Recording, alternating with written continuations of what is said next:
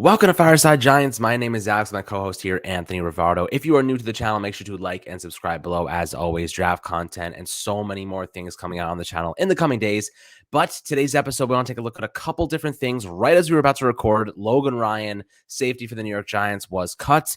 Now, how much are they saving? Everyone seems to have different ideas. Are they saving $775K? Are they saving $2 million? Are they saving $6.3 million? There's a lot of different contract language being thrown out there right now, but it seems to me that it makes no logical sense to cut Logan Ryan if you're not going to be saving any money. So, I mean, I would assume that they're going to designate it as a post June 1st cut, which would save them, I think, $3.2 million, which is that's a nice bit of money. You can roll that over into a new player. And then some other people are saying that they could be saving as much as $6.3 million because his contract isn't guaranteed until March 19th. So they kind of got out a little bit early and saved some of that money. So, there's a lot of different news coming out about it. We will obviously update you on the actual numbers when they are officially reported by many different sources. So Logan Ryan's been cut, and the Giants did also re-sign Corey Cunningham, offensive tackle, in the process. And yesterday brought in Ricky Seals-Jones from the Washington Commanders. He played last year. And I do want to discuss those two guys for a moment before we dive into this mock draft scenario that Anthony has kind of taken a look at and described to me, Anthony. But before we dive into it, how are you doing tonight, my friend?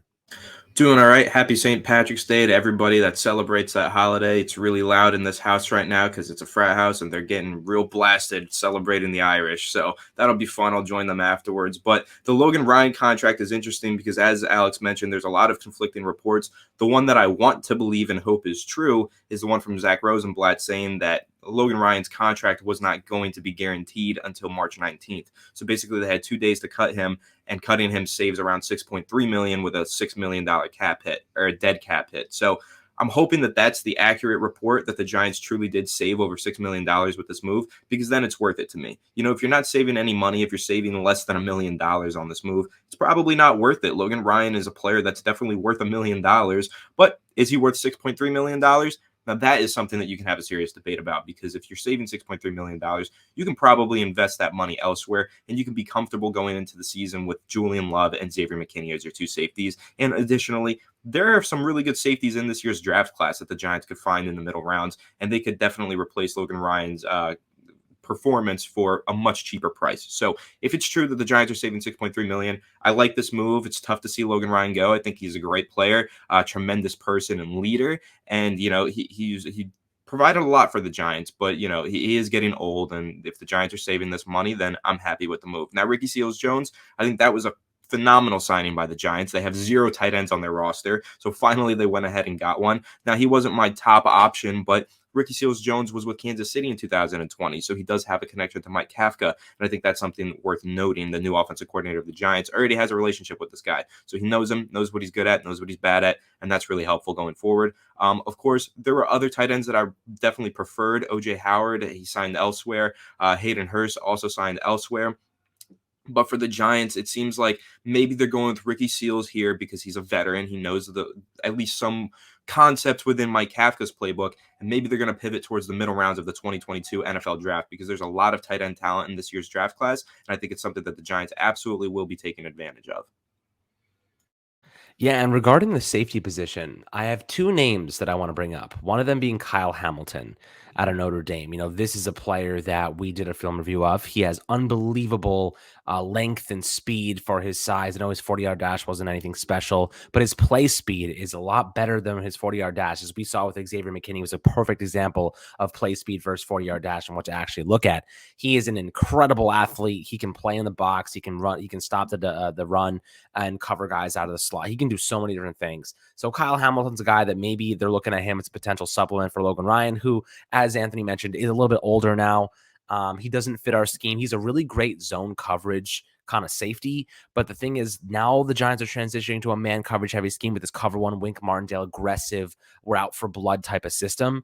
And Logan Ryan simply does not fit that mold. And when you're looking at what the Giants need, and honestly, I would actually think about bringing back Jabril Peppers on a 1-year deal. I think that him in Wink Martindale's system would be absolutely lethal. Athletic, fast, physical. kind of plays a strong safety, but maybe he could transition to this money backer type of role where he could drop back into coverage. He's not a great coverage guy, but if you're using him to blitz off the edge, maybe a situational guy, he's coming off the torn ACL. So maybe you give him a 1-year deal worth $1.5-2 million maximum. That's really, really cheap. And I think Jabril Peppers has the athleticism to really come back and be a contributor in this defense. And he posted a picture yesterday on Instagram, and the freaking dude's thighs are like my head. It's unbelievable how big these guys' legs are. But his knee looks totally fine. Looks like he's doing pretty well and recovering at a brisk pace. And bringing him back for 1 year, I think, might be a beneficial thing, especially because he's a hometown kid. He grew up in New Jersey. So I think that's beneficial for the Giants. Anthony, what do you think about Jabril Peppers or Kyle Hamilton maybe coming back to this team, or drafting Kyle Hamilton with the 5th or 7th overall picks? Yeah, I love the idea of bringing back Jabril Peppers, hometown hero from New Jersey. And also, I think that his best years were with New York. Of course, he was with the Cleveland Browns originally. Didn't pan out there. They traded him over to the Giants. He had some really productive seasons. He was really productive in 2021 before he was injured. 2020 was a real breakout campaign for him. I don't know if anybody can hear all these bagpipes behind me, but it's super distracting and it's hilarious to me as well. But continuing with Jabril Peppers, this guy, I think, brings that heart and soul to the Giants defense that they need. I don't think he's going to cost that much money. He hasn't been signed yet. The safety market doesn't seem like it's doing too well. It seems like it's one of those positions where the contracts for that position started to rise, and it seems like now they're starting to decline once again. So I feel like Jabril Peppers could be brought back on kind of a bargain contract. It's whether or not he wants to return, okay? Because that's something that was debatable during the middle of the regular season. He said he just wants to go to a team that's going to win. The Giants probably aren't going to win this year, so he might not be interested. He might want to go to a team like, I don't know, maybe the Rams, or like the Chiefs, somewhere like that. Both of those teams have safeties that they're moving on from. They could potentially look at Jabril Peppers as a viable option for a low contract. So Jabril Peppers, I would love to bring him back. Kyle Hamilton, I think that he's a tremendous talent. Do I want to take a safety inside the top 10? Probably not, but he is arguably the best player in this year's draft class. He's number 1 on the Draft Network's draft board of all of the prospects. He's above Kayvon Thibodeau, Aiden Hutchinson, Evan Neal, all those guys. They have him as number 1. He is a tremendous talent, and he's a game changer for a defense.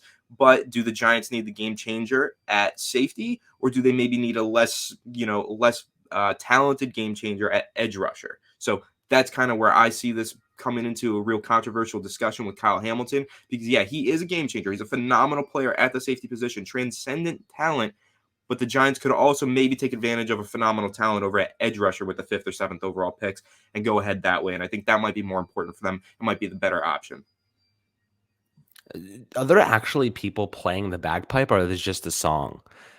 So it's a frat house, like I said. Downstairs, we have a big game room. It's basically a giant dance floor, and there's huge speakers. And to my knowledge, everyone is down there taking Irish car bombs and drinking Guinness and playing bagpipes on the speakers.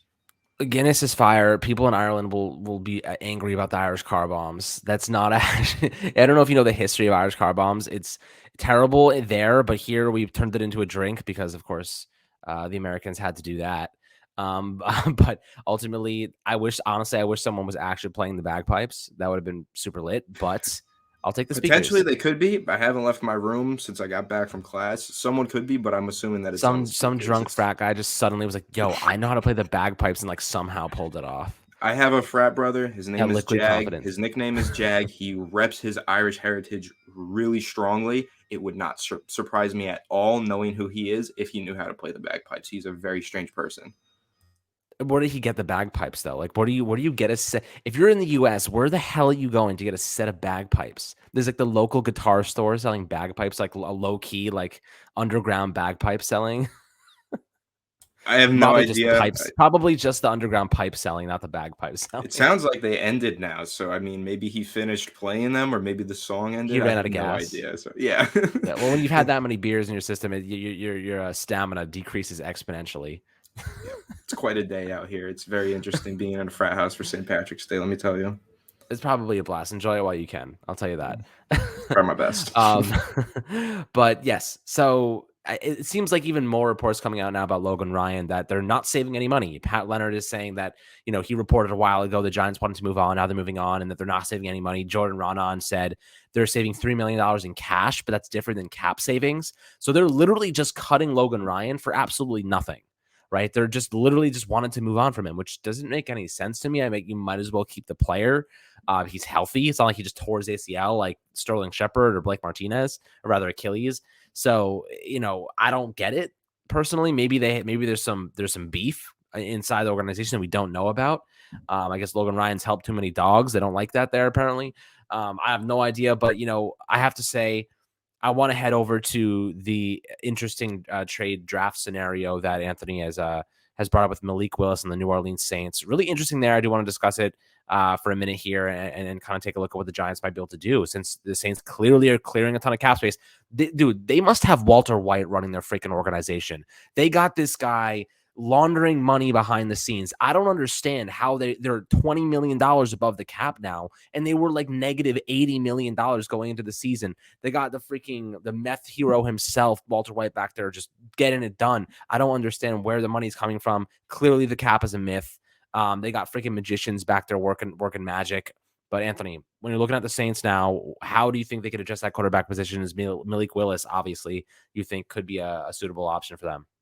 Yeah, so they're trying to get Deshaun Watson, but what if they strike out? What if Deshaun Watson goes to the Panthers, or more than likely the Falcons? It seems like that's where his heart is destined to go, to Atlanta. So the Saints might as well, they might really strike out on this Deshaun Watson sweepstakes despite putting in all this effort to clear up cap space to acquire him. So if they do, they need to get a quarterback. Now, do they just go ahead and re-sign Jameis Winston, or do they try to think more long-term, go towards the future and try and draft a quarterback? Well, they have the 18th overall pick. So yeah, they can try and draft a quarterback, but there's a lot of hype surrounding Malik Willis right now post the NFL Combine, and his draft stock has shot upwards like a rocket, and there's a really good chance he goes inside the top 10. Thankfully for the New York Giants, they have some experience trading down for teams that want quarterbacks, and they have 2 top 10 picks. So there's a mock trade from Pro Football Focus where the New York Giants trade down with the New Orleans Saints. In this trade, the Saints get the 7th overall pick and the Giants 146th overall pick, but the Giants receive picks number 18, 100, and a 2023 first and a 2023 third round pick. Now, to me, that's super intriguing. I love that idea because the Giants get to keep their 5th overall pick, address offensive tackle right there. But 7th, you can trade down, and at number 18, you might be able to get that Florida State edge rusher, Jermaine Johnson. There's some good talents, some safeties at the back end of the first round, some cornerbacks at the back end of the first round, or Tyler Linderbaum at number 18 if they want to really just go all in on the first round. This makes a lot of sense to me. And how likely is it that a team feels convicted enough on Malik Willis to trade up for him?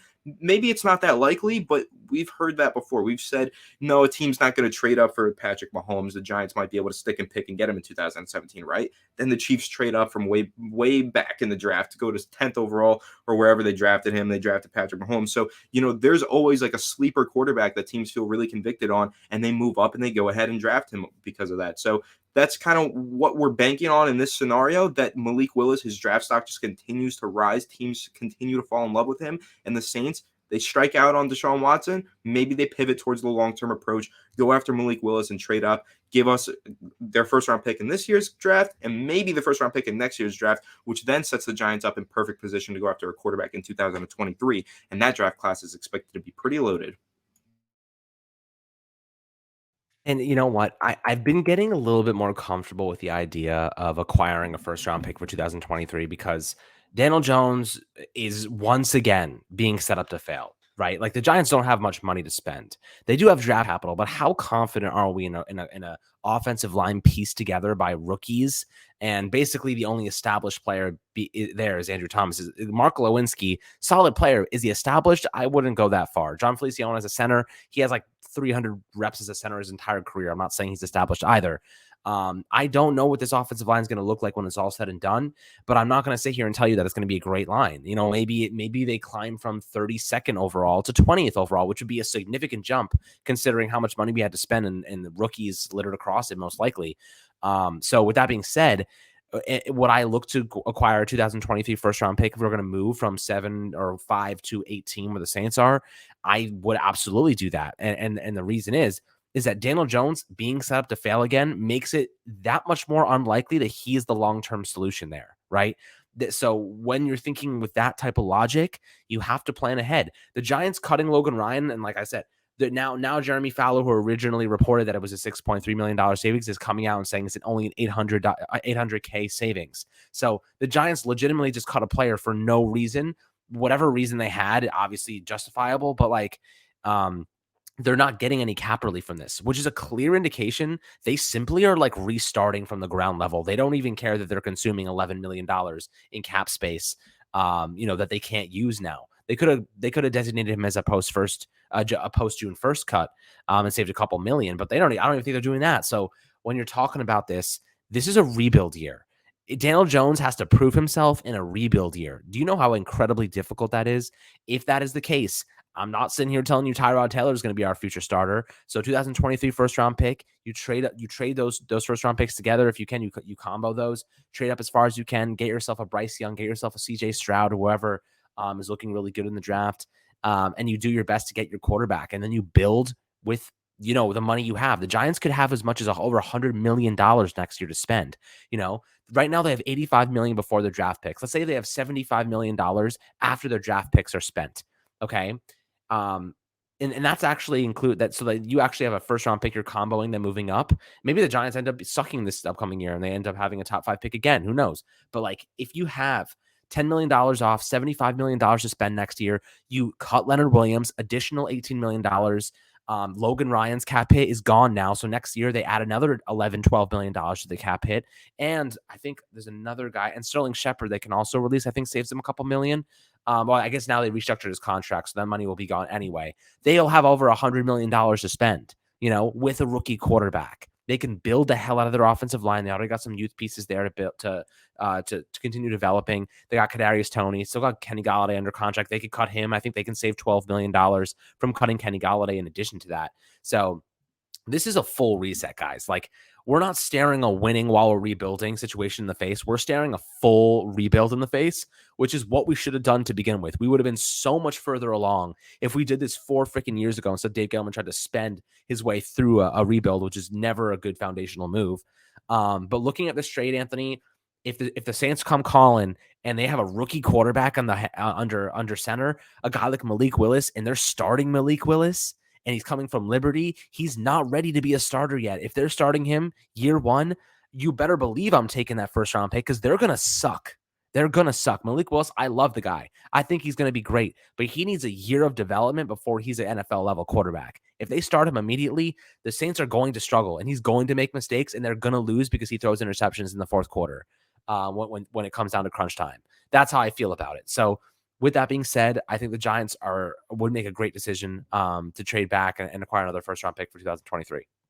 Yeah, I'll say 90% of the time when a team trades up to get a quarterback, they're not going to be a good team that following season. The Chicago Bears are a prime example of that. I think the Giants were a good example of that back in 2004. I think, the Chiefs were like an outlier because they were an established playoff team for multiple years, when they traded up for Patrick Mahomes. The Cardinals traded up for Josh Rosen. That was, they were never going to be a good team after making that move. Like, just consistently across the board, teams trade up for quarterbacks and they suck that exact following season. And that's why teams are so willing to trade down and get that future first round pick. And I think for the Giants, this is something that I think is highly likely for them, that they'll be looking for trade partners to trade down, because they are already established that they understand how important it is to have insurance at quarterback, right?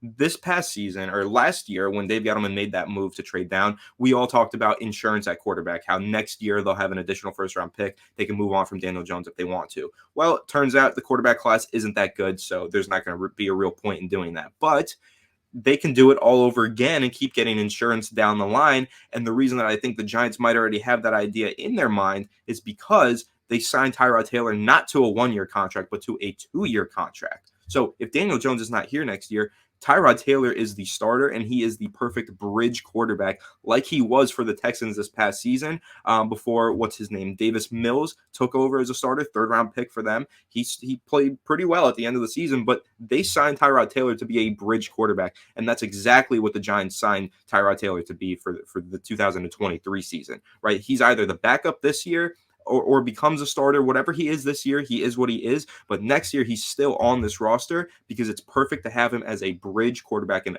aged veteran, a quarterback who can be at least decent for you as your starter when you go ahead and draft a quarterback next year. So I think they're already thinking about contingency plans, insurance at quarterback, what they're going to do if Daniel Jones doesn't pan out. And that might be exactly why that signing for Tyrod Taylor might be very telling as to what the Giants' plans are in the first round of this year's draft, as they might look to trade down and gain an additional first round pick for next year's draft, or maybe just a second round pick for next year's draft, just additional draft capital next year to make it even easier for them to trade up next year. So I think it's something that's really likely for the Giants. Now, the Saints, are they that likely to move up and make this trade? I don't know. I mean, maybe new head coach, new coaching staff really completely, and new quarterback needed because Jameis Winston's not coming back. Drew Brees, obviously, they're trying to figure out life without Drew Brees. Sean Payton, they have no idea what it's like to have life without Sean Payton at this point. So it's going to be very important for the Saints to find some sort of answer at quarterback. So this could be a very realistic trade scenario that PFF has listed out there. And if the Giants were to get a phone call with this trade package from the Saints, I think it's absolutely one that they should take instantaneously and start thinking ahead towards next year at that quarterback position, just in case Daniel Jones doesn't prove to be the guy this year. Absolutely. And for everyone kind of wondering about if this trade makes sense or whether the Giants should execute this, I'll ask you this for the YouTube comments. Would you rather the Giants take a couple mid-round pick package now, if they're going to trade back to 18 with the Saints, would you rather the Giants take a couple mid-round picks for the 2022 draft, or would you rather accept a 2023 first-round pick? I think that's a legitimate question to ask because a team like the Saints could say, we'll give you a couple picks, maybe a second and a fourth round pick to move up. I feel like that maybe that's not even enough if you're moving from 18 to 7 or 5. But let's say it's a couple of mid-round picks, including a second round pick, or would you rather take their first round pick from 2023? So you get more swings of the bat this year, or do you get a big swing of the bat next year and you maybe go after your quarterback, or Daniel Jones pans out and you can draft someone to help at the off the edge or whatever. I personally am going with the 2023 pick because we're going to need those picks here, and you can draft impact players in the top 10, obviously. And I think that's kind of, especially if you have good coaching. So I think that's kind of the point I wanted to make, but I'd love to hear your opinions down below. As always, my friends, make sure to like and subscribe to the Fireside Giants YouTube channel. Appreciate you guys tuning in for this video. Make sure to enjoy your St. Patrick's Day and the weekend coming up. A lot of news coming out. We got you guys covered with everything. And much love as always. We'll catch you guys on the next episode.